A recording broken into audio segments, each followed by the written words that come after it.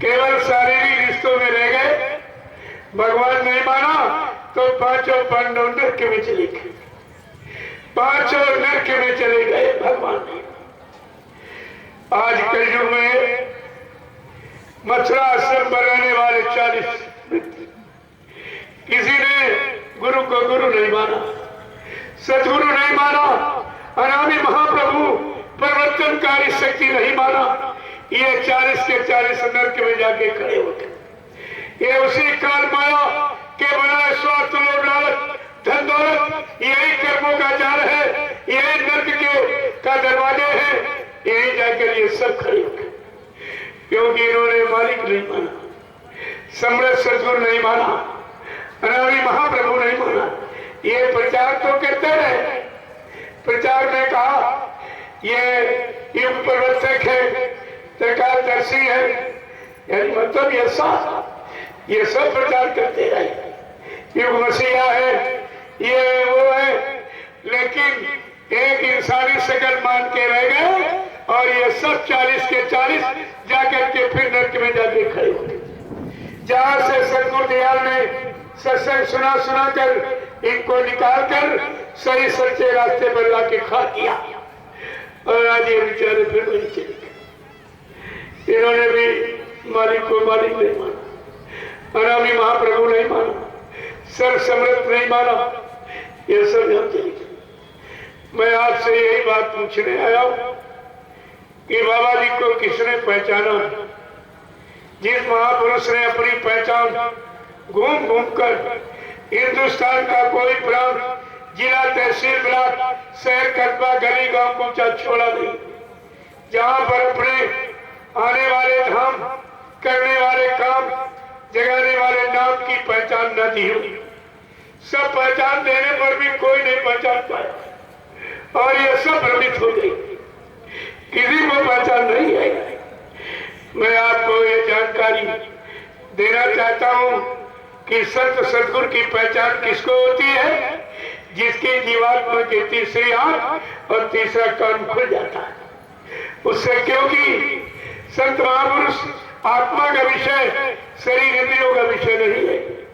ये शरीर की आंखें संसार को देखने के लिए, जिसमें आप धोखा खा रहे हो, देखकर भी धोखा खा रहे हो, लेकिन संत सदगुरु की पहचान इन चर्म चक्षुओं से, इन दो आंखों से नहीं होगी। उनके वचन सुनना इन कानों के बस की बात नहीं है। वो तो जीवात्मा का तीसरा कान जब खुलेगा तो वो जिसे ब्रह्मवाणी, आकाशवाणी, ईश्वरवाणी, अनंतवाणी कहा, मुसलमान फकीरों ने कलमा और आयत कहा है, इसी मनुष्य मंदिर जिस्मानी मस्जिद के 24 घंटे आवाज हो रही, लेकिन तुम्हारी जीवात्मा का आंख और कान सब बंद है, इसलिए सुनाई दिखाई देता नहीं आ। बाबा जी ने इसीलिए आपको नामदान दिया कि जल्दी से अपनी जीवात्मा का आंख और कान खोल लो, तो मुझे पहचानने में कोई शंका नहीं होगी, मेरे वचनों के सुनने में तुम्हें कोई भ्रम नहीं होगा। ये शंका भ्रम दूर करने के लिए आपको नामदान दिया, लेकिन आपने वो भी काम नहीं किया। जब किया नहीं तब आप शंका में फंस गए। अब मैं आपको जानकारी देना चाहता हूं कि बाबा जी को पहचाना किसने? सर्वप्रथम हुजूर पैगंबर मोहम्मद साहब, जो आज के लगभग 1400 वर्ष पहले आए, उनकी रूह की जीवात्मा की तीसरी आंख खुली थी, जिससे भूत भविष्य वर्तमान को देखा जाता। उन्होंने भविष्य को देखकर भविष्य में आने वाले समृद्ध सदगुरु, आला फकीर, युग मसीहा का उन्होंने परिचय दिया। मोहम्मद साहब ने क्या लिखा?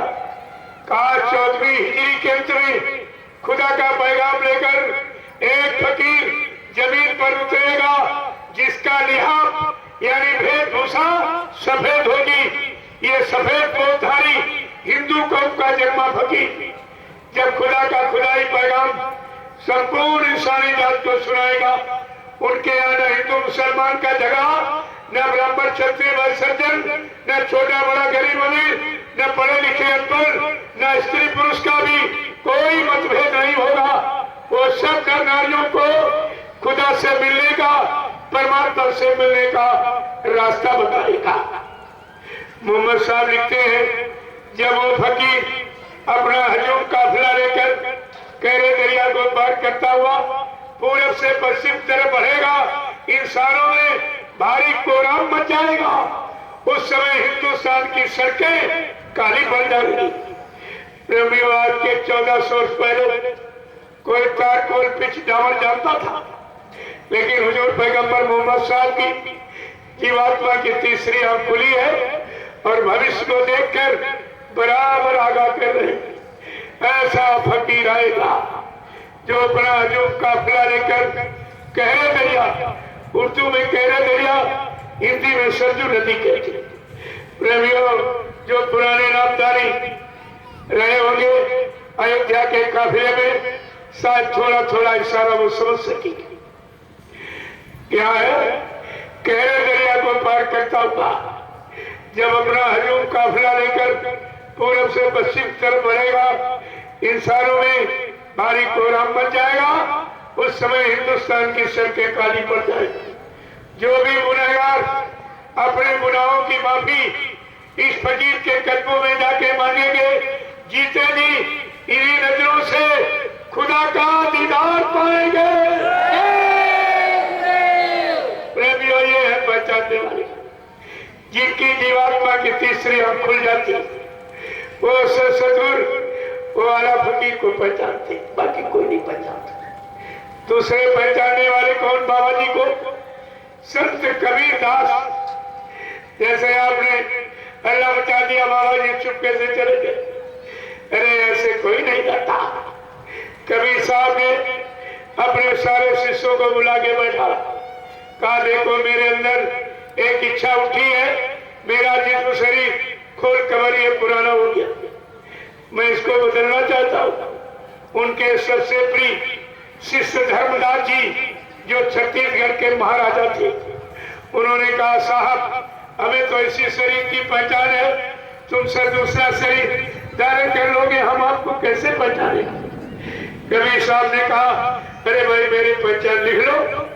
कबीर साहब बोलते गए, धर्मदास जी लिखते गए, कहा लिखो, हंसा घबराइयो मत, हम फिर आवेंगे, काशी धाम मुक्ति का नाका तो हम यज्ञ करावेंगे। कहा जब मैं अपनी बार आऊंगा तो काशी में एक साकेत महायज्ञ कराऊंगा, तुम समझ लेना इस शरीर में मैं ही आ गया हूँ। बाबा जगमुंडा जी महाराज 25 फरवरी सन 1979 को काशी के दशाश्वमेध घाट रेती में साकेत महायज्ञ करके कबीर की पहली वाणी को सिद्ध कर दिया। धर्मदास जी जीवों की शंका समाधान के लिए बीच बीच में प्रश्न कर रहे हैं। कहा साहब ये कब कैसे हो गया? कहा लिखो, 4 वर्ष 36 जात हम घर घर अलग जगावेंगे। जब मैं अपनी बार आऊंगा, मेरा संदेश चारों धर्मों में, हिंदू मुसलमान सिख ईसाई ब्राह्मण क्षत्रिय वैश्य सज्जन और स्त्री पुरुष सबके कानों तक पहुंचेगा। कबीर साहब ये भी कह रहे, जो मैं इस शरीर में आया हूँ तो इस शरीर में मैंने केवल 2 ही जातियों को उपदेश किया, अब की जगहों कोरी चमारा और फिर जगहों राजन करवाना। अब की बार मैंने केवल कोरी चमार 2 ही जातियों को मैंने उपदेश किया। जब अब की बार आऊंगा, मेरा संदेश राजनीतिक लोगों के कानों तक पहुंचेगा। बाबा जगमुंडा जी महाराज ने 24 मार्च सन 1980 को अहमदाबाद में दूरदर्शी को जन्म देकर विशुद्ध राजनीति, शुद्ध धर्म नीति का संदेश राजनीतिक नेताओं के कान तक पहुंचा दिया कि राजनीति किसे कहते हैं, धर्म नीति किसे कहते हैं। और उसी दूरदर्शी को का राष्ट्रीय अधिवेशन हरियाणा प्रांत के करनाल जिले के कालिदास रंगशाला पार्क में 7, 8, 9 फरवरी को संपन्न किया और कहा बच्चा मैंने दूरदर्शी को आशीर्वाद दे दिया, ये फले फूलेगी, तुम लोग दूरदर्शी का महाप्रसाद हिंदुस्तान के सभी विभागों के कर्मचारियों के पास पहुंचा दो। आपने प्रसाद भी पहुंचाया, तुम ही भूल गए हो, तुम ही शंका में चले गए हो, तुम्हारा क्या होगा? जरा अपनी करनी पर विचार करो, तुम्हारी इस खोटी करनी का कितनी बुरी भरनी होगी, इतना बुरा परिणाम आपको मिलेगा। इतनी मेहनत जिस महापुरुष ने किया, इतने संघर्ष यात्राएं उठाए, और कलयुग में जहाँ गंदे खान पान, गंदे कर्मों में लोग एकदम डूब गए हैं, और 45 करोड़ जीवों को अपने परिश्रम बल, त्याग, तपस्या से लाके सत्पथ के रास्ते पर लाके खड़ा किया, आज उसी मालिक को भूल गए आप। प्रभु धर्मराज जी कह रहे, साहब आप किस नाम से प्रचार कराओगे? मैं कैसे समझूंगा कि शरीर में आप भी आ गए हो? कहा लिखो, गुरु नाम का डंका लेके हम सत्य का ढोल बजावेंगे। मैं गुरु नाम से प्रचार करूंगा और सत्य का ज्ञान देकर जीवात्माओं को जगाऊंगा। मैं दो नाम, वर्णात्मक और ध्वन्यात्मक, जय गुरुदेव वर्णात्मक नाम के द्वारा देश दुनिया में गुरु की महिमा बताऊंगा, और जय गुरुदेव नाम से शारीरिक परेशानी, आपत्ति, मुसीबतों को दूर करूंगा, और 5 नाम की ध्वनि सुनाकर जीवात्मा को जगाकर उसके घर पहुंचाऊंगा। प्रेमियों, ये सब तुम्हारे सामने हो रहा है, लेकिन तुम्हारी आंखों पर पर्दा पड़ा हुआ, आपको कुछ नहीं दिखाई दे। धर्मराज जी कह रहे, साहब ये प्रचार आप कब कराएंगे? काल को कोटि जीव को त्रास दे हम डूबत हर्ष बचाएंगे। जब करोड़ों जीव बेगुनाह निर्दोष मारे काटे जाएंगे, ये धरती माँ खून से रंग जाएगी, तब मैं शाकाहार का प्रचार करा के हिंदुस्तान में एक विराम लगा दूंगा। वो भी आपके सामने हो रहा, लेकिन तुम्हारी समझ में कुछ नहीं आ रहा, कुछ भी। प्रेमियों, धर्मराज जी कह रहे, साहब एक शंका और रह गई है, क्या उस समय के लोग तुमको अपना समृद्ध गुरु, सच्चा मालिक मान लेंगे? धर्म कह रहे, कभी साल पहले नहीं, धर्मदास आज से ही वही हमें पहचानेंगे, जो मेरे पुराने जीव जिनको मैंने नाम दान दिया, माला खूंटी पर डाल दी, सुमरन ध्यान भजन नहीं किया, जब मैं आवाज लगाऊंगा मेरे पुराने जीव दौड़ते चले आएंगे, वो मेरी शरण में रुकेंगे। स्वार्थी लोभी लालची शरण छोड़ के भाग जाएंगे। स्वार्थी लोभी लालची मेरी शरण छोड़ के भाग जाएंगे। अरे प्रेमियों, सब आपके सामने हो रहा, कोई पर्दे में नहीं, सब आपके सामने। सिर्फ मालिक पर्दे में खड़ा है, वो भी तुम्हारी आंखों पर पर्दा, इसलिए अर्धा पर्दा कुछ। देखिए प्रेमियों, ये है पहचानने वाले, जिनकी जीवात्मा की तीसरी आंख खुल गई। बाबा जी को उन्होंने पहचाना, और उन्होंने कितने पहले पहचान दिया। तीसरे पहचानने वाले कौन है? संत गोस्वामी जी महाराज, जिन्होंने रामचरितमानस लिखी। उन्होंने उत्तरकांड में लिख के बताया कि आगे घोर कलयुग आ रहा है, तमाम स्वार्थी लोभी लालची, कोई अपने नाम आगे, नाम के आगे संत लिखने लगेगा, सतगुरु लिखने लगेगा, भगवान सरकार महाराज लिखने लगेगा।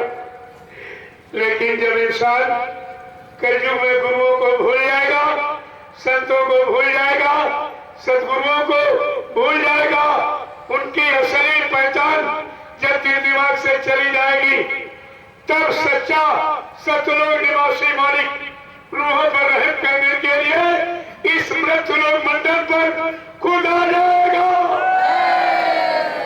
प्रेमियों, मालिक खुद आया हुआ।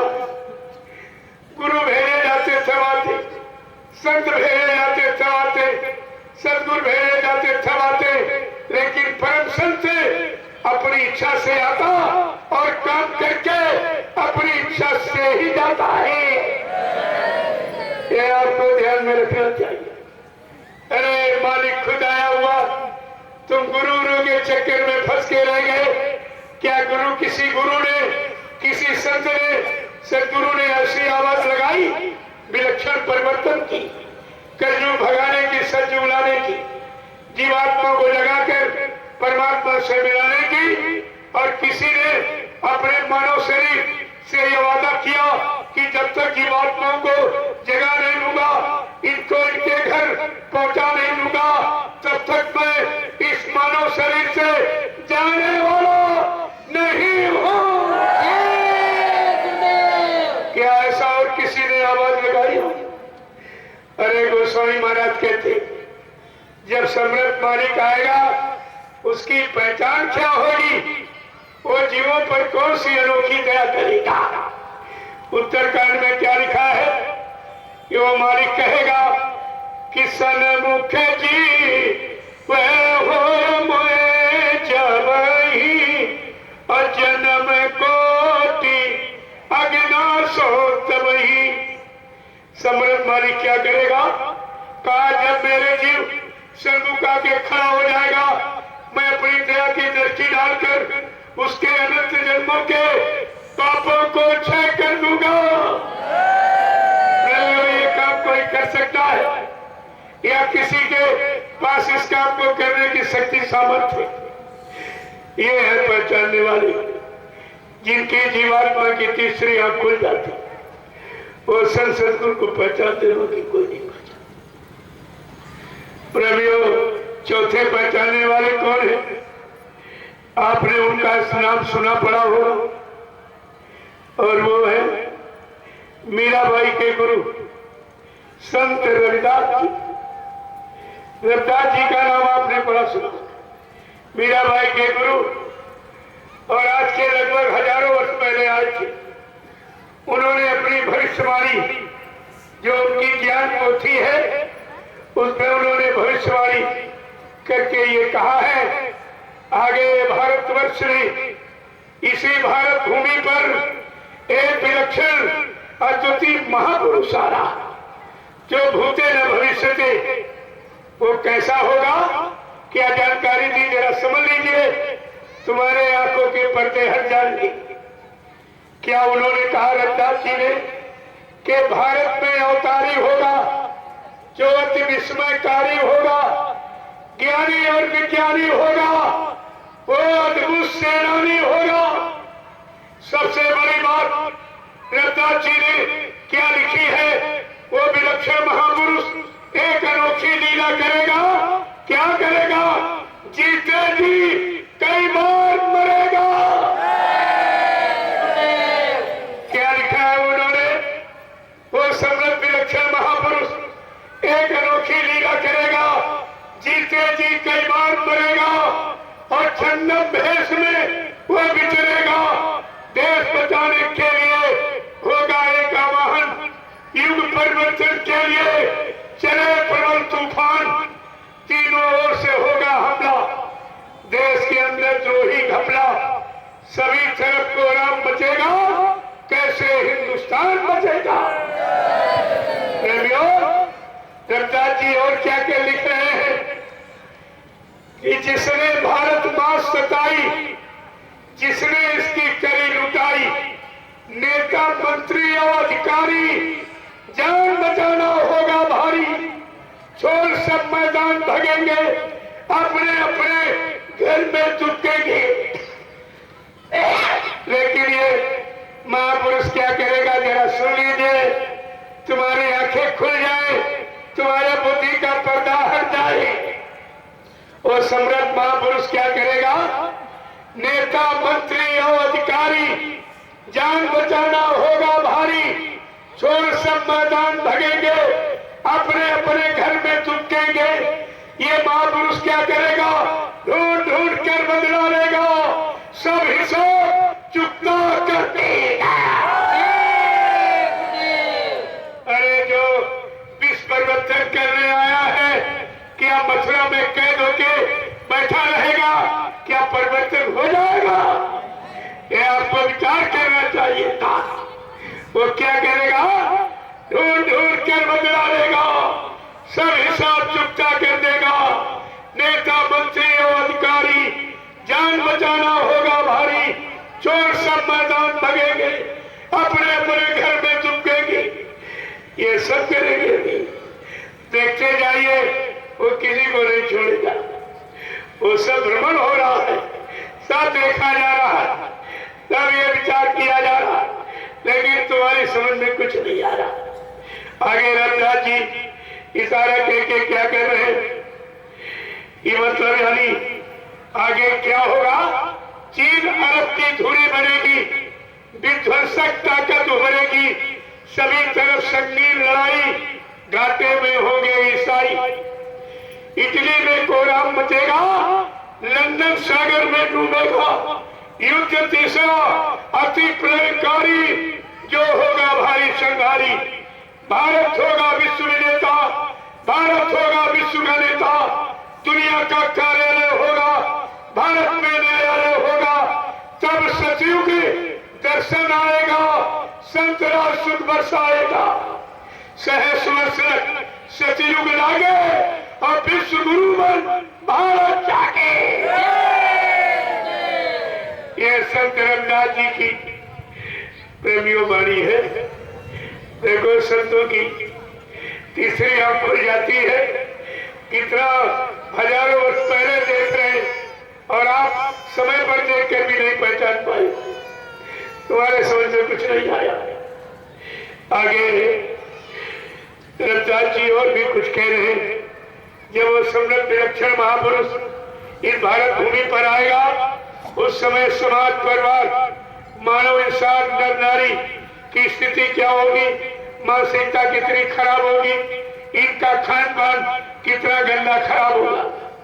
रविदास जी ये भी कह रहे हैं, एक बार रविदास ज्ञानी कहने लगे, सुनो अटल कहानी, कलयुग बात साच सोई, बीते सहस 5 10 दोई, 12 5 17 यानी 12 और 5 17 यानी 17 के बाद एक लीला का इशारा है। क्या कह रहे हैं, भरमावे सब स्वार्थ के काटा, उस लीला में अपने स्वार्थ के लिए एक दूसरे को लोग भ्रमित करेंगे।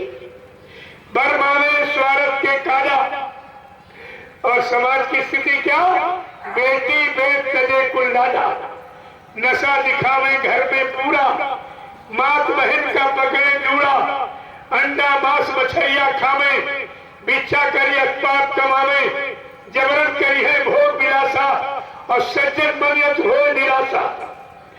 अब देखिए, पर नारी को गले लगी है, नारी अति आतंक मचाई है, अपने पति को मार भगई है, पर प्यारे को गले लगी है, कर्म देख धरती फट गई है, अमर भी दरारे खाई है, ऐसी भीषण क्रांति की ज्वाला, तामे कूद पड़े मतवाला। वो मतवाला होकर वो विलक्षण महापुरुष वैचारिक क्रांति का बिगुल बजाता हुआ कूद पड़ेगा। क्या करेगा कि जब देश आजाद हो गई है, एक बार वो शक्ति जाके छिप गई है, धरे भेद साधु का न्यारा, गुरु नाम का करे प्रचारा। देखिए, बलकर वस्त्र टाट बोरा सबको पहनी है, साधन भजन सबसे करवाई है, ऐसा मंदिर एक बनवाई है जो विश्व में कहीं न दिखाई है। पंचम कलश, अनोखी मूरत और झंडा स्वयं सुरूली सूरत। देखिए, गुरु नाम से सब जग जाने, उनको परम पूज्य माने। देखिए, सत्य पंथ का करे प्रचारा, देश धर्म का कर विस्तारा, करे संगठन बन ब्रह्मचारी, करे संगठन बन ब्रह्मचारी, उन समान नहीं कोई हितकारी, अस्कई मौन भय रविदासा, विनय पूर्ण मन प्रेम प्रकाशा।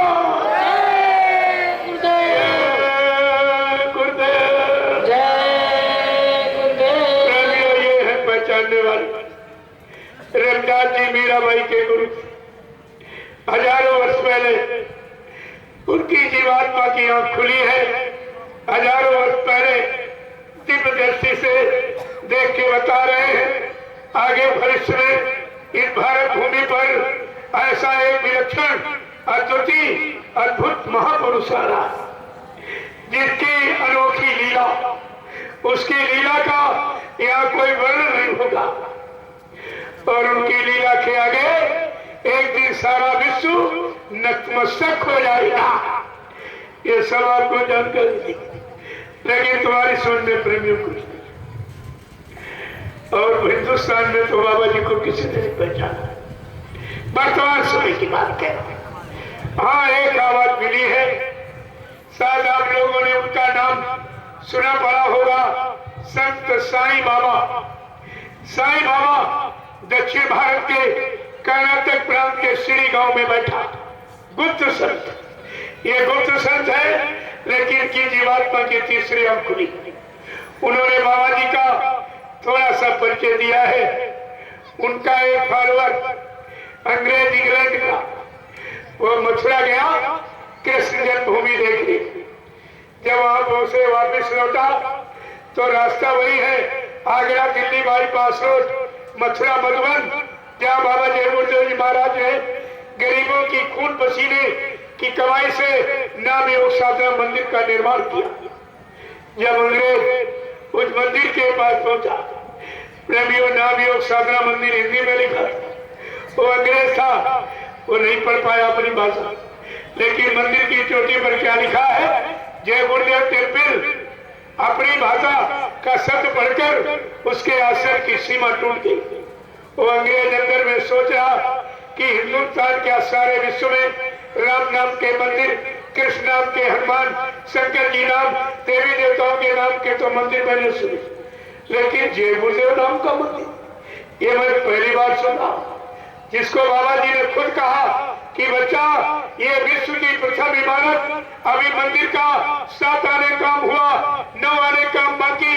जिस दिन पूरा मंदिर बनके तैयार हो जाएगा, इसका मेन गेट दरवाजा 21 गुम्बद का होगा, जिसको विश्व के लोग देखने आएंगे।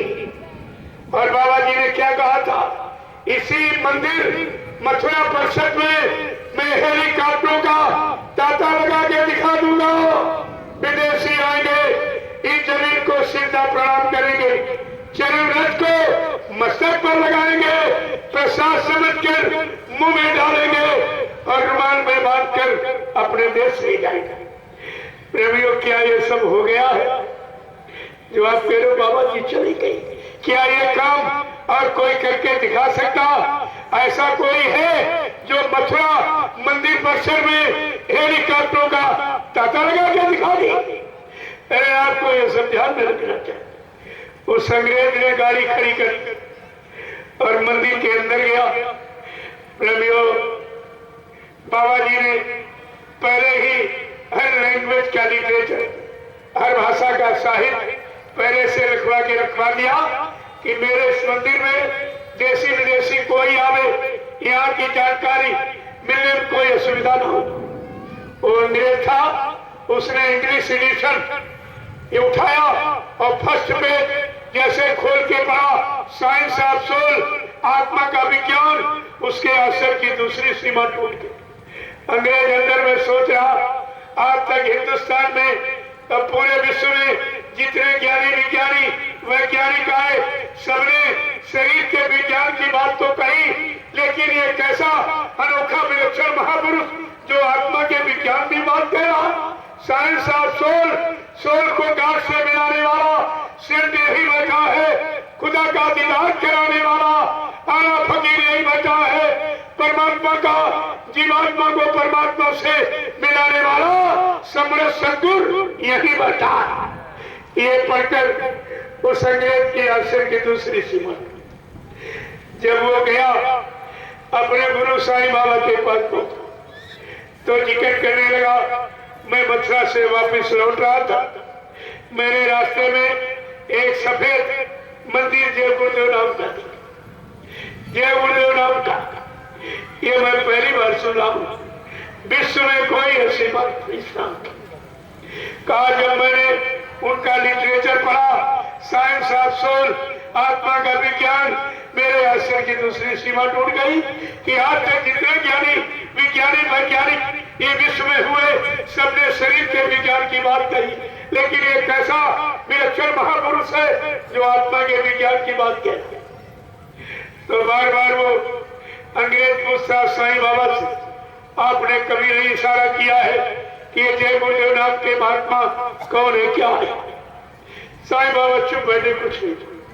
वो बार बार अपने शब्दों में, अपनी भाषा में ओ माय गॉड कह के संबोधन में बार बार कहते।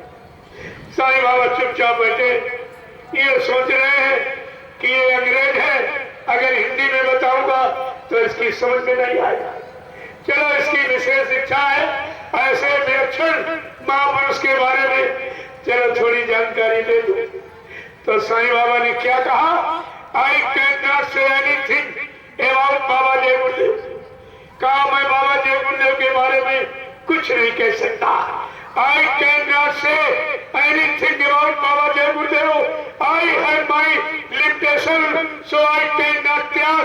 मेरे काम करने की एक सीमा है, मैं सीमा के बाहर न कुछ कर सकता न कुछ कह सकता। लेकिन Baba Jai Gurudev ji almighty, all powerful is not limitation. वो सर्वशक्तिमान है, सर्व समर्थ है, असीम पुरुष है, उनकी कोई सीमा नहीं है। प्रेमियों, ये है पहचानने वाले जिनकी आत्मा की तीसरी आंख खुल जाती है, उसे संत सतगुरु महापुरुषों को पहचाना जाता। इसीलिए संत महापुरुषों ने इशारा करके कहा है कि संत आए हैं दया बरसाने, मगर इन्हें कोई कोई जाने। संत आए हैं दया बरसाने, मगर इन्हें कोई कोई जाने। स्वामी आए हैं दया बरसाने, मगर इन्हें कोई कोई जाने। स्वामी आए हैं दया बरसाने, मगर इन्हें कोई कोई जाने। जब जब होवे धर्म की हानि, जब जब होवे धर्म की हानि। बाढ़े असुर अधम अभिमानी, बाढ़े असुर अधम अभिमानी। आज लेकर मनुज रूप आने, मगर इन्हें कोई कोई पहचाने।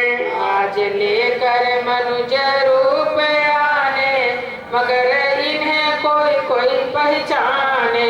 सतगुरु आए हैं दया बरसाने, मगर इन्हें कोई कोई पहचाने। सतगुरु आए हैं दया बरसाने, मगर इन्हें कोई कोई पहचाने। हिंदू हो या मुसलमान, सिख हो ईसाई, हिंदू हो या मुसलमान, सिख हो ईसाई। आपस की भेदभाव फूट को मिटाई। आपस की भेदभाव फूट को मिटाई। आए हैं सबको गले से लगाने, मगर इन्हें कोई कोई पहचाने। आए हैं सबको गले से लगाने, मगर इन्हें कोई कोई पहचाने। स्वामी आए हैं दया बरसाने, मगर इन्हें कोई कोई जाने। स्वामी आए हैं दया बरसाने, मगर इन्हें कोई कोई जाने। नाम दान की लूट मचाई, नाम दान की लूट मचाई। समृद्ध मानी की ये पहली पहचान। आज तक वृक्ष लोक मंडल में लाउडस्पीकर लगाकर किसी ने नामदान की शुरुआत नहीं किया। ये माली की पहली पहचान। लाउडस्पीकर लगाकर नामदान देने मतलब समझते हो, जिसने सारी सृष्टि को मानव योनि में परिवर्तित करने की शक्ति और ताकत रखता है। प्रेमियों, वो इंसान है कि भगवान का भगवान है।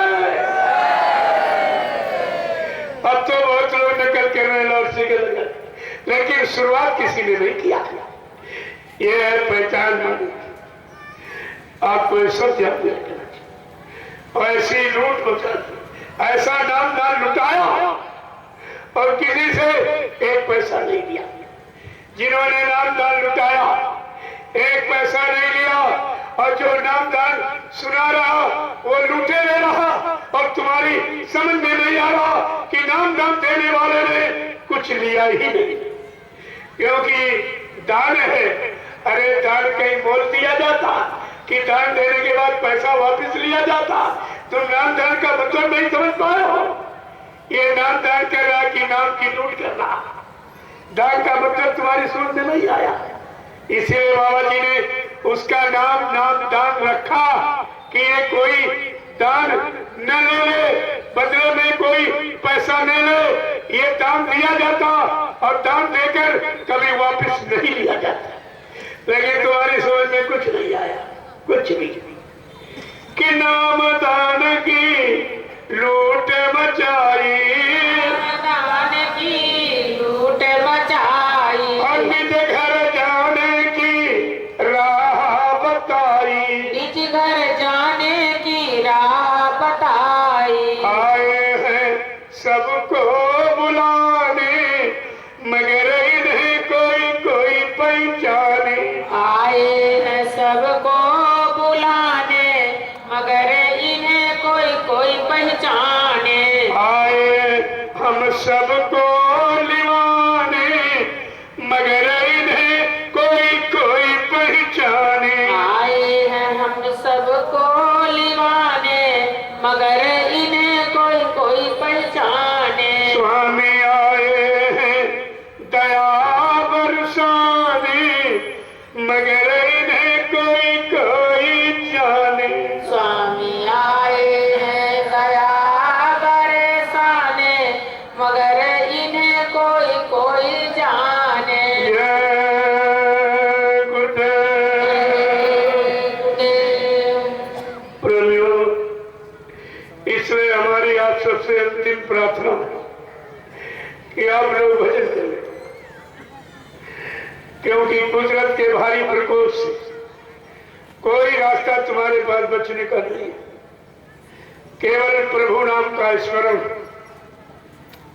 जब गरुड़ जी ने काकभूषण से पूछा, उत्तरकांड में गोस्वामी महाराज ने लिखा, गरुड़ जी कह रहे हैं काकभूषण जी, जब मानव का खान पान खराब हो जाए, जिससे देखना सुनना उठना बैठना बोलना चालना सोचना समझना करना कराना सब खराब हो जाए, मानव मार का हिंसा चोरी कतलेआम व्यभिचार कुचार में चला जाए, और जिससे कुदरत दुर्घटना और अकाल मौत की सजा सुनाने लगी, क्या इससे बचने का कोई उपाय है? काकभूषण ने कहा, गरुड़ जी उपाय तो है, लेकिन कलयुग का जीव मानेगा नहीं। अरे माने आपको बताना चाहिए। अच्छी सच्ची बात मानने वालों की संख्या हमेशा कम ही तो रही है, बहुत कम संख्या रही है अच्छी सच्ची बात मान। गरुड़ जी के कहने पर काकभूषण ने क्या बताया कि ऐसे बिन हरि ई भजन खगेसा, और मिट्टी है न जीवन इकेर कलेसा। कि गरुड़ जी, मानव जीवन में आने वाले जितने भी कष्ट, सारे कष्टों का निवारण केवल भगवान के भजन से हो सकता है, और कोई दूसरा रास्ता नहीं है। गरुड़ जी ने कहा, काकभूषण बताया तो आपने सच्चा, लेकिन एक शंका हो रही है, ये तरीका कहीं से तुमने किताब में पढ़ के बताया या किसी की सुनी सुनाई बता रहे हो, या तुम्हारा कोई निजी अनुभव एक्सपीरियंस है? काकभूषण ने कहा, नहीं गरुड़ जी, कि निज अनुभव में खगेसा, बिन हरि भजन न जाए कलेसा। कहा, गरुड़ जी मेरा निजी अनुभव है, बिना भगवान के भजन के कोई आफत मुसीबत बीमारी महामारी लड़ाई झगड़ा दैवी प्रकोप दुर्घटना अकाल मौत आपकी जाने वाली है। पर तुमने करके सब देख लिया, अपनी मनोबुद्धि को आपने बहुत दौड़ाया। तुम सोचने लगे कि बीमारी दवाओं से, डॉक्टर वैद्य हकीमों से, दवाखानों से चली जाएगी। आपने हिंदुस्तान में गली गली झोला छाप डॉक्टर दौड़ा दिया, जगह जगह मेडिकल स्टोर, दवाखाने खुल गए, दवा बनाने की मिल और फैक्ट्रियां चल गई। प्रेमियों, बीमारी हजारों गुना आगे बढ़ी। कोई बीमारी तुम्हारे पास नहीं है, क्योंकि जब तक आप ये नहीं विचार करोगे कि बीमारी पैदा कहां से हो रही, तब तक आप इसका समाधान नहीं कर सकते। तुम मेरी बीमारी, जैसे बुखार आ गया तो बुखार की दवा लेते हो, लेकिन दवा उसकी लो कि बुखार क्यों आया, किस कारण आया। जब तक कारण का निवारण नहीं होगा, बीमारी नहीं खत्म होगी। और बीमारी आ रही गंदे खान पान के द्वारा। जब तक ये हिंदुस्तान की राम की धार्मिक धरा और कृष्ण की भूमि पर और मोहम्मद की ये जमीन पर जब तक ये गंदा खान पान और बुद्धि नाशन नशा शराब का प्रयोग नहीं होगा, बंद होगा। प्रेमियों, यानी ऐसी कुदरत ने जानलेवा बीमारियां तैयार की हैं, 1 मिनट नहीं लगेगा, आदमी खत्म हो जाएगा, डॉक्टर को पता नहीं चलेगा। बाबा जी ने एक मोटा इशारा किया था, अगर हिंदुस्तान की धरती पर मुर्दा मांस का भोजन, बुद्धि नाशक नशा शराब, इनका प्रयोग अगर बंद न किया गया होगा, अगर ये नहीं बंद किया गया तो कहा था बड़ी बड़ी बीमारियां होगी, एक की दवा 100 में न मिलेगी। इतनी बड़ा काम होगा। आप महात्माओं की बात को हंसी मजाक करते, तो तुम्हारा तो बुद्धि का सब काम फेल हो गया। तुम सोचते थे कि चरित्र, नैतिकता, शिष्टाचार और मर्यादा ये स्कूल, कॉलेज, यूनिवर्सिटियों से आ जाएगी। हिंदुस्तान में स्कूल, कॉलेज, यूनिवर्सिटियों की एकदम बाढ़ आ गई, लेकिन चरित्र का कहीं पता नहीं, ईमानदारी का कहीं पता नहीं। पहले आप देखिए, शाकाहार, सदाचारी, ब्रह्मचार, ये जो ऋषि मुनियों का मूल सिद्धांत था, उसका कहीं मामूली निशान नहीं। मर्यादा खत्म, न छोटा बड़े का सम्मान कर रहा, न बड़ा छोटे से प्यार कर रहा, ये सारी मर्यादाएं खत्म हो गई। तुम्हारी पढ़ाई लिखाई का क्या मतलब निकला, इसमें भी आप फेल हो गए। आपने सोचा कि रक्षा, हिफाजत, चोरी डकैती, बलात्कार ये पुलिस व्यवस्था से खत्म हो जाएंगे, तो हिंदुस्तान में इतनी पुलिस बढ़ा दी गई और आज भी बढ़ाई जा रही कि जगह जगह चौकी, थाने और कचहरियां सब बन गई, कोतवालियां खुल गई, लेकिन चोरी डकैती, बलात्कार चरम सीमा पर आगे बढ़ गई। इसमें भी आप सफलता नहीं पाए। ये भी आपकी सोच की, बुद्धि की सब खत्म हो गई। आपने सोचा कि न्याय हमको न्यायालय से, मजिस्ट्रेटों से, वकीलों से मिल जाएगा। आज के 50 वर्ष पहले कोई एक आध वकील था, आज तो वकीलों की मार्केट बन गई, लेकिन न्याय कहीं दिखाई नहीं देता। लिखा है न्यायालय और न्याय का कहीं पता नहीं, न्याय का पता निशान खत्म। प्रेमियों, बाबा जी ने एक आवाज लगाई थी, ऐ मजिस्ट्रेटों, ऐ वकीलों, तुमने अगर भारत की जनता को न्याय नहीं दिया और आगे ये अधिकार अगर संतों के हाथ में चला जाएगा, तो तुम सुन लो, फैसला संत कर लेंगे, हाकिम चार्ज बेचोगे और वकील पुराना चार्ज बेचेगा। अगर भारत की जनता को पैसा लेकर भी तुमने न्याय नहीं दिया, ये सब आपके सामने होने ही वाला है। जो होने जा रहा, मैं उसी की चेतावनी के रूप में आपके सामने इशारा कर रहा हूं, ये उसी का इशारा हो रहा। अभी इसीलिए बाबा जी ने सबको मौका दी थी कि आप ये मत कहना कि हमको काम करने का, न्याय देने का, सुरक्षा करने का, रोजी रोटी देने का, महंगाई, गरीबी, बेरोजगारी हटाने का, टैक्सों की भरमार रोकने का बाबा जी ने मौका दिया। ये सबको मौका दिया गया और आगे कहा था, जब ये राजनीतिक लोग अपना हथियार डाल देंगे, कहेंगे न्याय सुरक्षा रोजी रोटी देना मेरे बस का नहीं, महंगाई गरीबी बेरोजगारी हटाना मेरे बस का नहीं, टैक्सों की भरमार रोकना मेरे बस का नहीं, चोरी डकैती कत्ल बलात्कार रुकवाने मेरे बस का नहीं। और ये जीवों की हिंसा, ये खून खराबा, इस धरती माँ पर खून खराबा हो रहा और ये बेशर्म धरती माँ की जय बोल रही। ये धरती माँ का माता की जय है कि पराजय। जिन भारत माँ पर ये निर्दोष बेगुनाह जीवों की हिंसा हत्या करके खून बहाया जा रहा है, बहु बेटियों की इज्जत आबरू लूटी जा रही है, तुम धरती माँ की जय बोलने के अधिकारी हो? ऐसा विचार करना चाहिए। अगर आप ये भी नहीं कर पाए, तब बाबा जी ने कहा था, तब मैं अपना ब्रह्मास्त्र उठाऊंगा, तब मैं अपना ब्रह्मास्त्र उठाऊंगा। ब्रह्मास्त्र कुत्तों पर नहीं चला जाता, ब्रह्मास्त्र राक्षसों पर, जिनका राक्षसी खान पान, राशि कर्म, दुष्कर्म उन पर चलाया जाता। और आपने ये भी सब सुना होगा कि जैसे राइफल के नाल से जब गोली निकल जाती है, परिणाम बाद में आता। क्या गोली न निकले कोई परिणाम गोली का बता सकता है? परिणाम निकल जाए, गोली निकल जाने के बाद परिणाम आता है कि बच गया, कि मर गया, कि घायल हो गया। लेकिन बाबा जी का ना ब्रह्मास्त्र उठा न चला और परिणाम पहले ही बता रहे।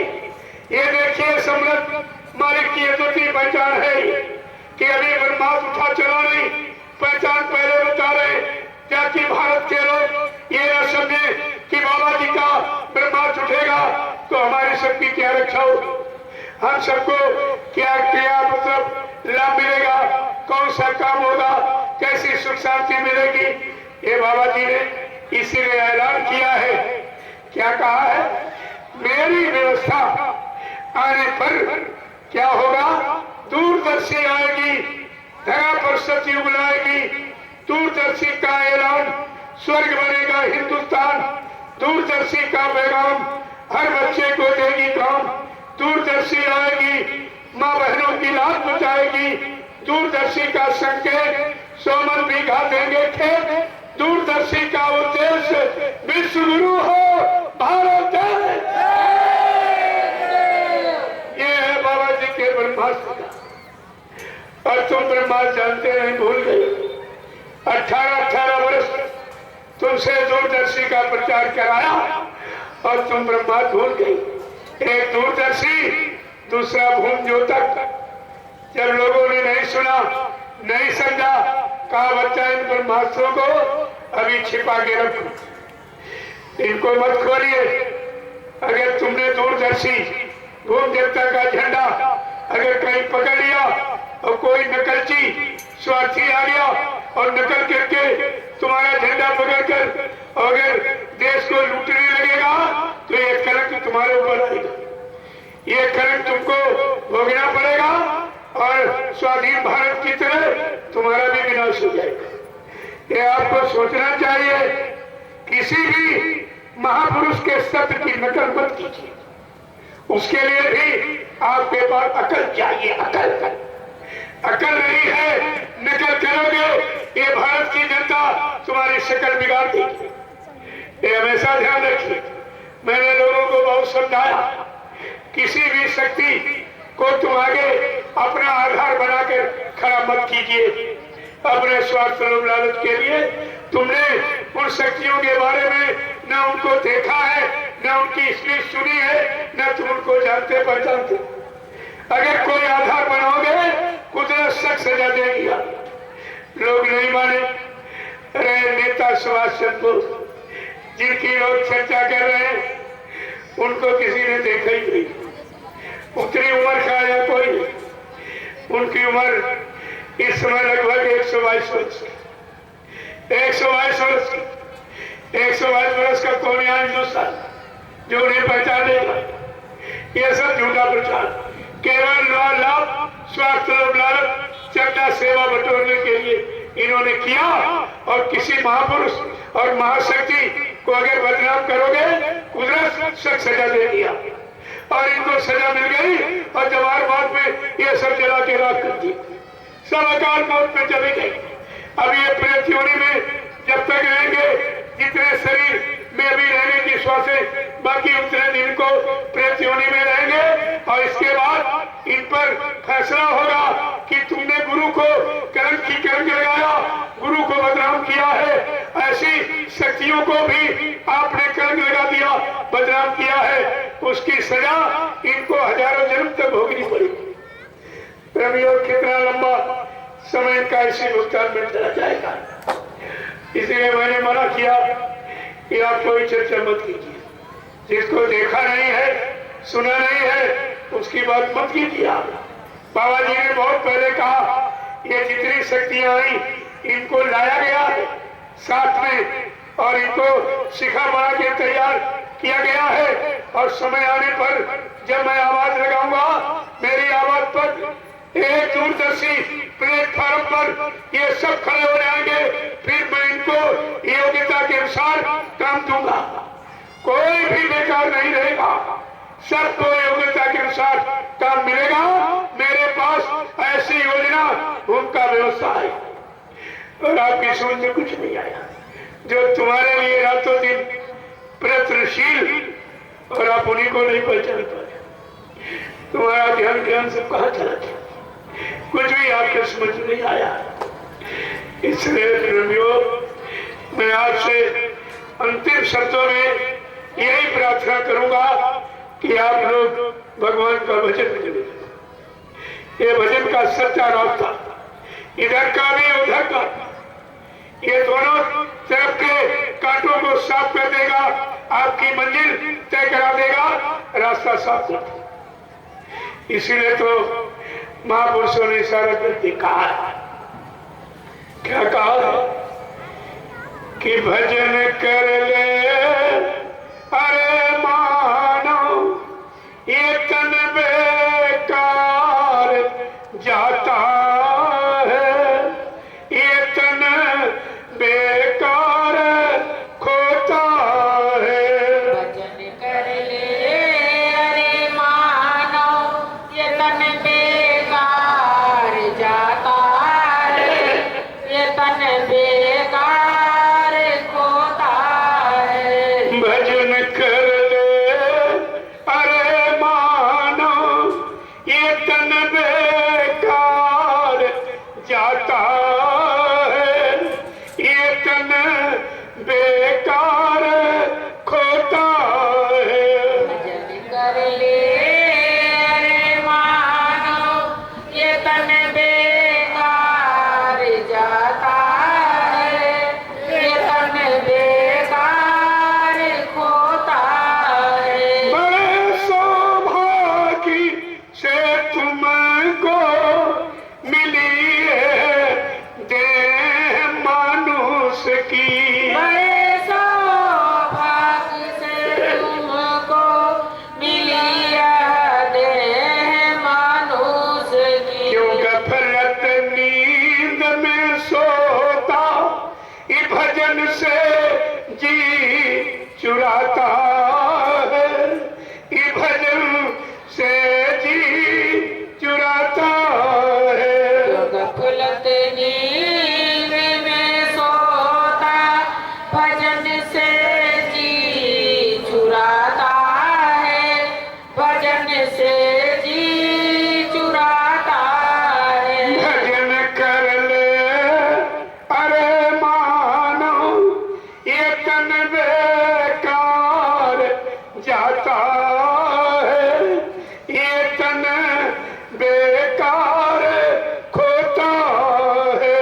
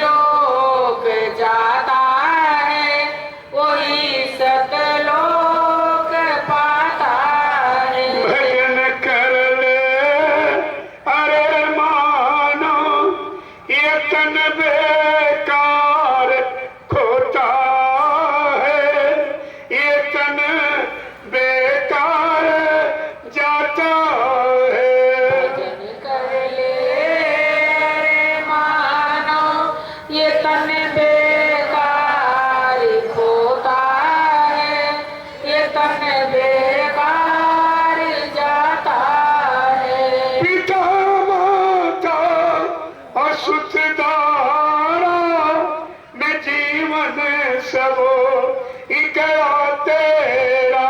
पिता माता असुत धारा में जीवन सब गया तेरा। इसी जड़ता की ममता में ये पूंजी क्यों लुटाता है, ये पूंजी क्यों गंवाता है।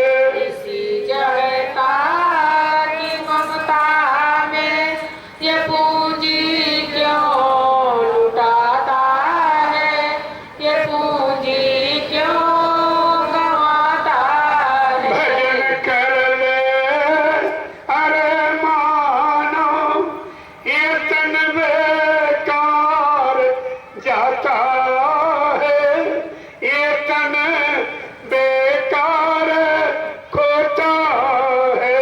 भजन कर ले अरे मानो ये तन बेकार जाता है, ये तन बेकार खोता है। समय है जाग जाया भी शरण में आ गुरु की तू।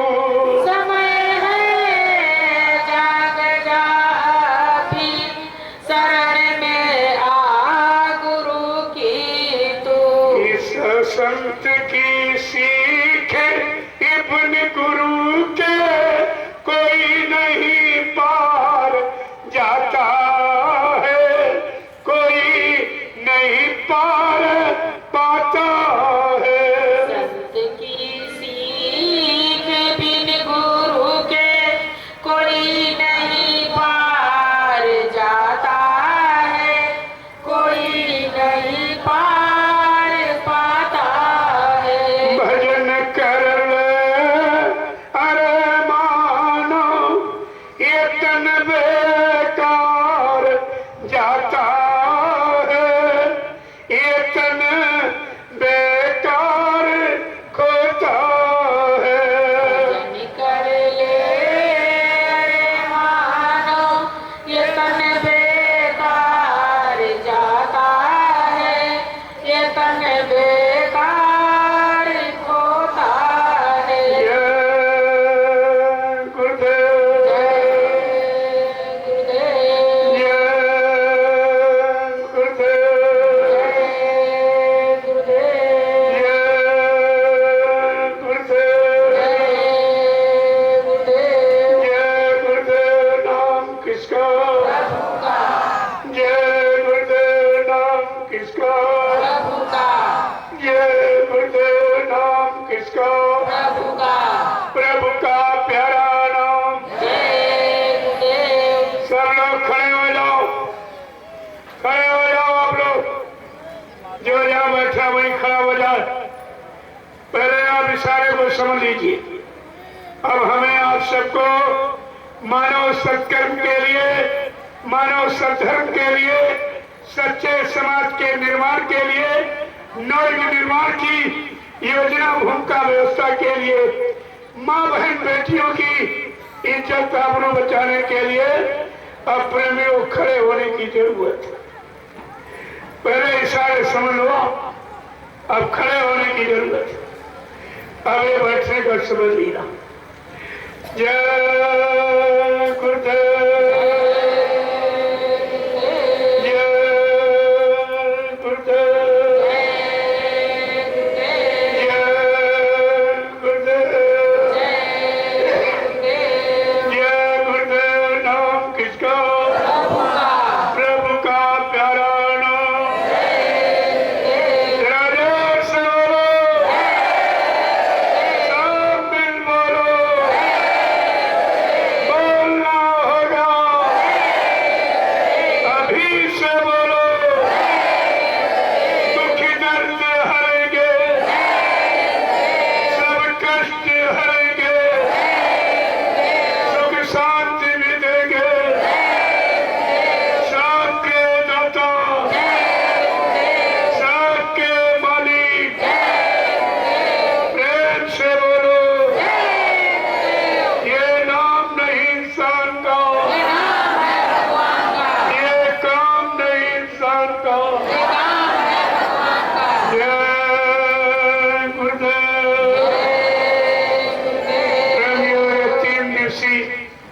आध्यात्मिक सत्संग समारोह जन जागरण कलयुग जारा सचुगा।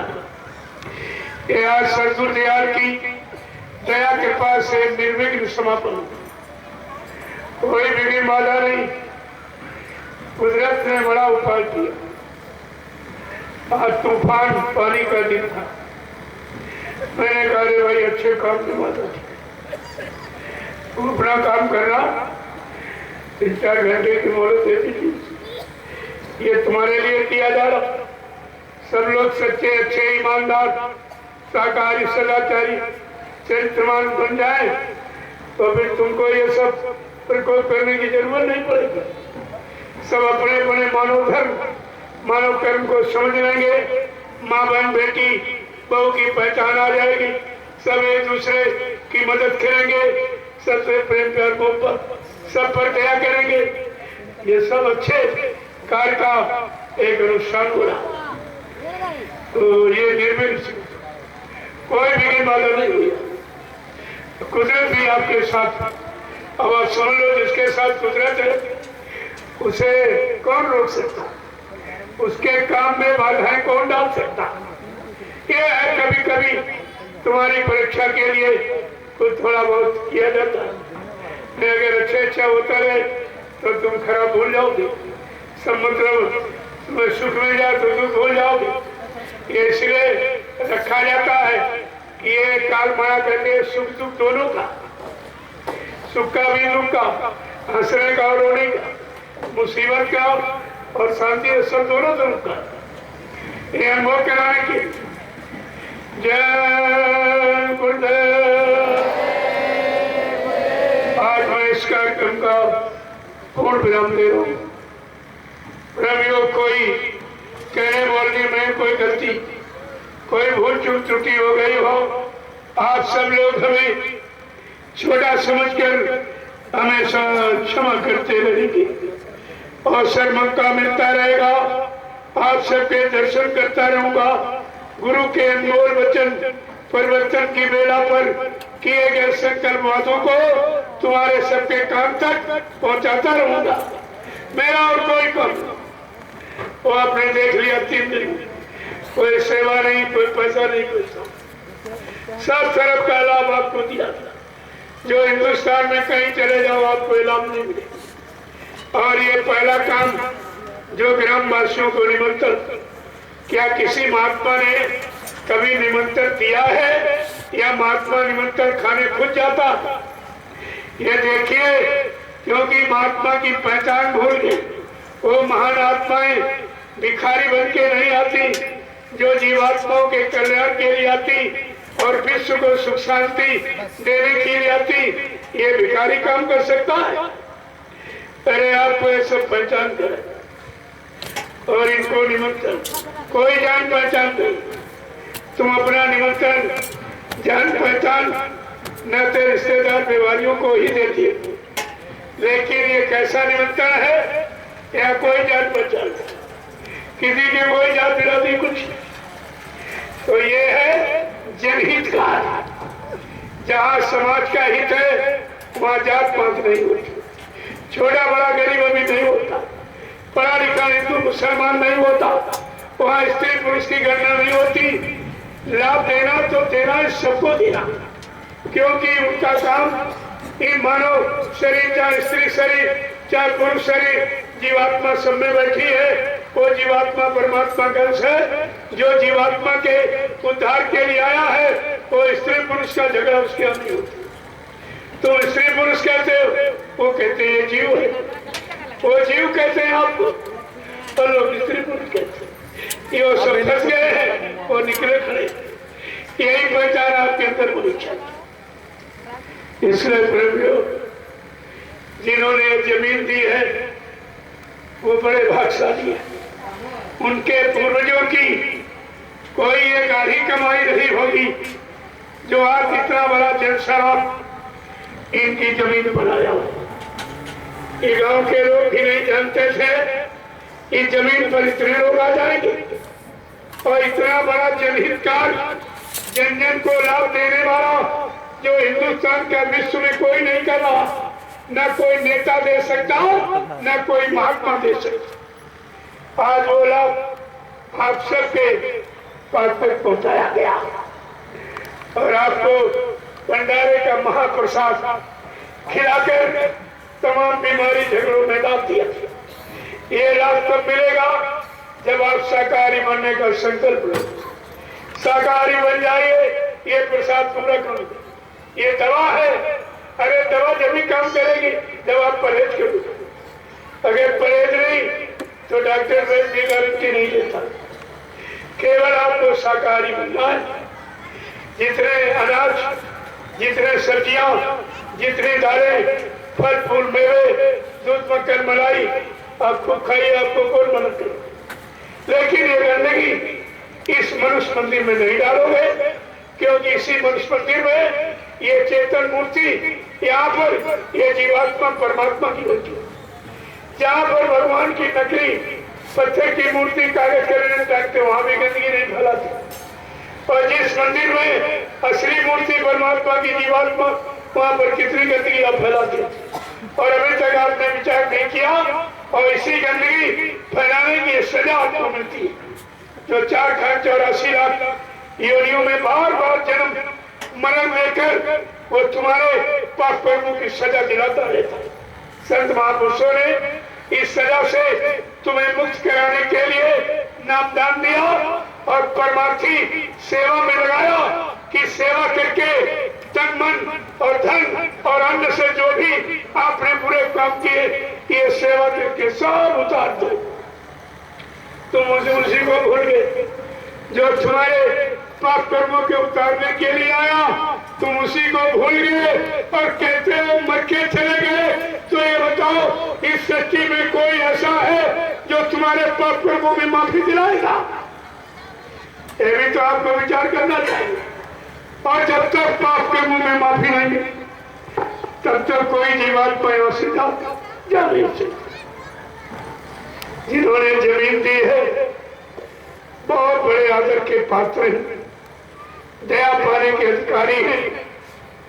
इनकी जमीन पर यह कार्य जो हिंदुस्तान में कहीं नहीं,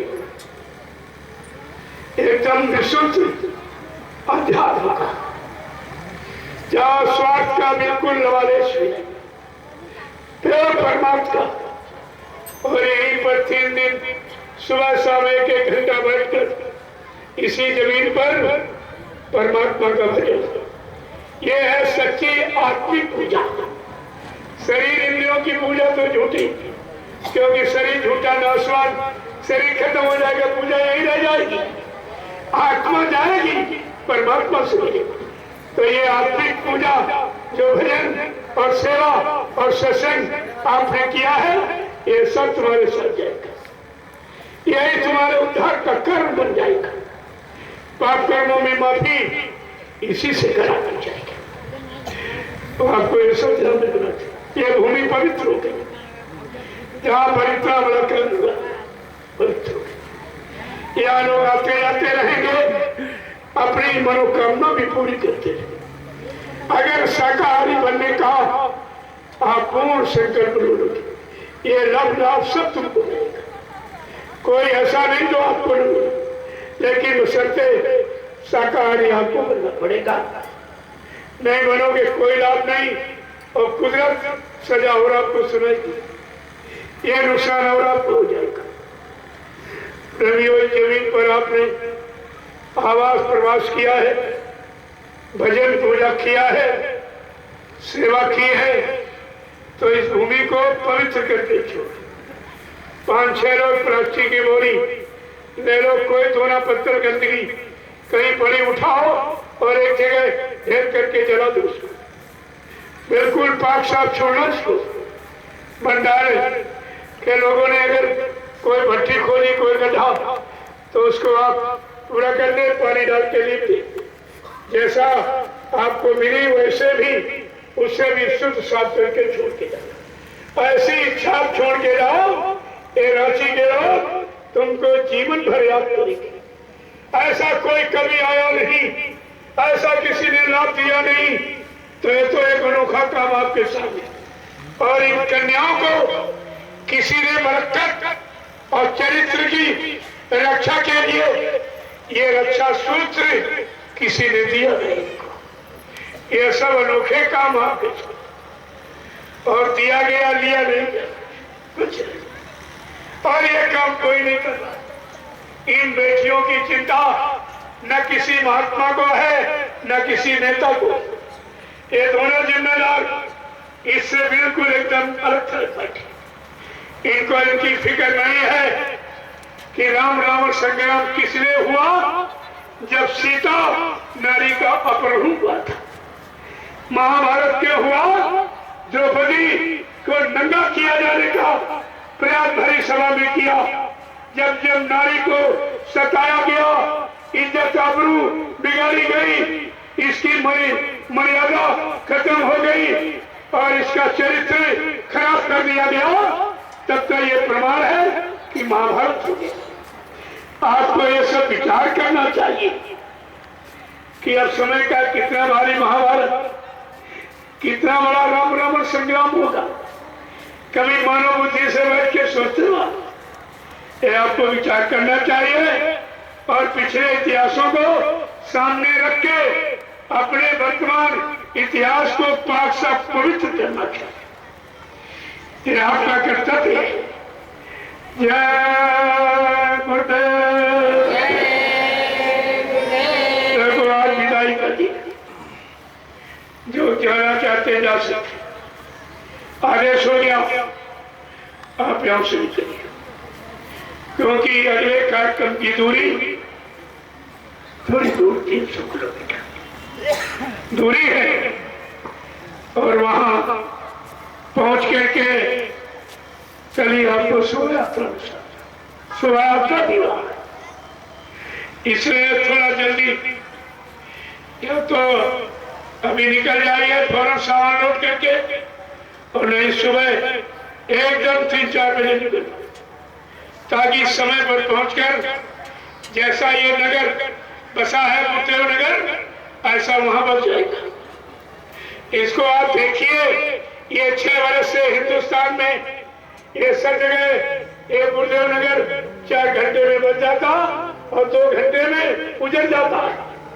आप इसको देखिए, बड़ा लोग आश्चर्यचकित कहते क्या भूत प्रेत काम करते।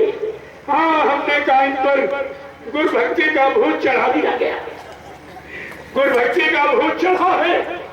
ये रात और दिन कुछ नहीं देखते, ये भूत प्यास कुछ नहीं देखते, अपना मान सम्मान कुछ नहीं, नहाना धोना कुछ नहीं, केवल गुरु भक्ति का भूत इन पर सवार है। और ये अगले पड़ाव पर पहुंच जाएंगे और इसी तरह का गुरुदेव नगर वहां बस जाएगा। फिर प्रेमियों को हमें संदेश मिल जाएगा।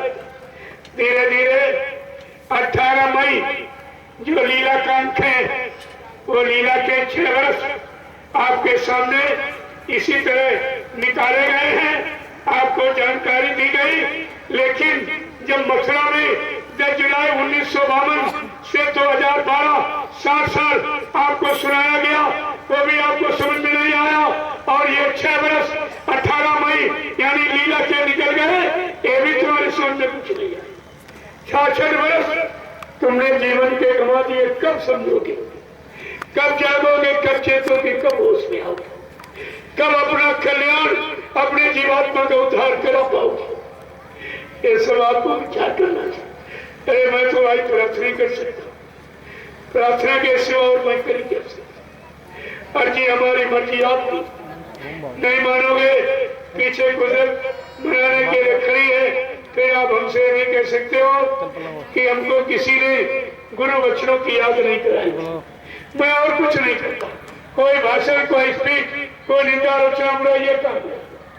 मैं केवल सदगुरु दयाल के वो अनमोल वचन जो परिवर्तन की वेला पर संकल्प लिया गया, वादा किया गया, प्रतिज्ञा किया गया, मैं वही वचनों को एक बार प्रेमियों के कान तक फिर पहुंचा देता हूं। नहीं मानोगे तो कुदरत खड़ी बना देती। जय गुरुदेव। अब प्रेमियों, आपके लिए दर्शन के लिए नीचे बैठ गया। प्रेमियों ने बड़ी सेवा की, और कर ही रहे। यही कलयुग में तपस्या, वैसे ही नहीं करते। अगर ये तूफानी दौड़ा का नाम न दिया गया होता तो ये इस तरह सेवा तपस्या नहीं करती। इतनी बड़ी तपस्या, न इनको सोने का समय न खाने का समय, केवल चलते चलते रहना, लगाना बिगाड़ना, उजाड़ना बसाना। आप नहीं समझते, इसी उजाड़ने में काल माया का देश उजड़ जाएगा और तुम अपने सतधाम में बसेरा पा जाओगे। ये उसी की सच्ची और सस्ती रीति है। एक बार आपने नाम सुना होगा रामदास, संत रामदास। उनके यहाँ जब भक्त बढ़ गए, प्रेमियों की संख्या जब बढ़ गई तो उनको चिंता हो गई कि तमाम सत्संगी बढ़ गया, इसमें से सच्चा त्यागी तपस्वी जो आगे संगत को संभाले, सारे देश को दिशा निर्देश दे, सबको धर्म कर्म का को धार्मिक कर्मी बनावे, ऐसा कौन है? कहा जरा परीक्षा लेके देखे। तो उन्होंने प्रेमियों को बुलाया, कहा देखो भाई एक चबूतरा बनाओ। जब चबूतरा बनाया, अरे कहा ये ठीक नहीं, दूसरा बनाओ। दूसरा बनाया, कर ये भी नहीं ठीक, तीसरा बनाओ। जब तीसरा बनाया, कहा ये भी ठीक नहीं, चौथा बनाओ। जब चौथा बन गया, कहा ये जगह नहीं ठीक, चलो दूसरी जगह पांचवा बनाओ। अब इतने में शंका पैदा हो गई।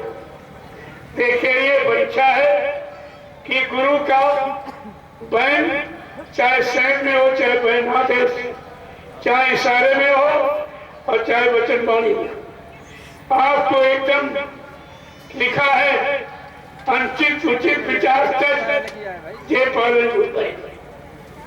गुरु की आज्ञा में उचित अनुचित नहीं होता। वो क्यों कह रहे हैं, किस लिए कह रहे हैं, कितने कर्मों का कर्जा उतार रहे। जब पांचवी जगह का बनाने के लिए तो सब लोग कहने लगे कि गुरुजी पागल हो गए, इनकी बुद्धि खराब हो, ये बनाओ वो बिगाड़ो, वो बनाओ वो बिगाड़ो, वो बिगाड़ो। समर्थ गुरु रामदास जब लोगों ने कहा गुरु पागल हो गए, वो रो पड़े। कहा देखो एक ही तो ज्ञान है जो सबको ज्ञान दे रहे हैं, ये अज्ञानी कह रहे, वो पागल हो रहे। वो कह रहे अगर गुरु जी रोज ऐसे कहें ये बनाओ बिगाड़ो, ये बनाओ बिगाड़ो, तो हम तो बड़े खुश हैं कि चलो इसी बनाओ बिगाड़ की आज्ञा में हमारा काम ही हो रहा है, हमारे कितने जन्मों की कर्मों की अदायगी हो रही है। अरे इससे सरल और कौन उपाय है?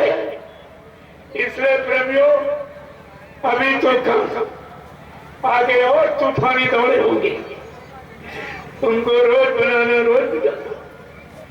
बोले यहाँ बोलेंगे, फिर चलो आगे तैयार करो, वहां बोले, फिर तैयार करो, वहां बोले। दिन में तमाम मीटिंग, जगह जगह थोड़ा संदेश, और रात में विशाल रात्रि पड़ाव का विशाल संदेश। जब इस तरह होगा, उसी के लिए आपको ट्रेन किया जा रहा है, उसी काम के लिए आपको ट्रेन किया जा रहा है। अभी तो कुछ नहीं है, इसलिए सतर्क हो जाइए आप। ये लापरवाही, ये सुस्ती, आलसपन और शंका संदेह, भूल भ्रम निकाल दीजिए। केवल एक निशाना रखो, मुझे आदेश का पालन करना, बस से तुम्हारा सारा काम उसी से हो जाएगा। और तो तुम कुछ कर नहीं सकते। कलयुग के जीव की बस की कोई बात ही नहीं। ये सरल वाला भी बता दिया, तो अच्छी संता दे, रोज उखाड़ो रोज लगाओ, रोज उखाड़ो रोज लगाओ। अरे तुम्हारे ऐसी उखाड़ने लगाने में तुम्हारा काम हो जाए, इससे सस्ता और कौन तरीका? ये तो सभी लोग कर सकते हैं, लेकिन भजन सबके बस का नहीं, तो बस का नहीं। जय गुरुदेव, जय गुरुदेव, जय गुरुदेव, जय गुरुदेव, जय गुरुदेव, जय गुरुदेव। जय गुरुदेव। नाम किसका? प्रभु का। जय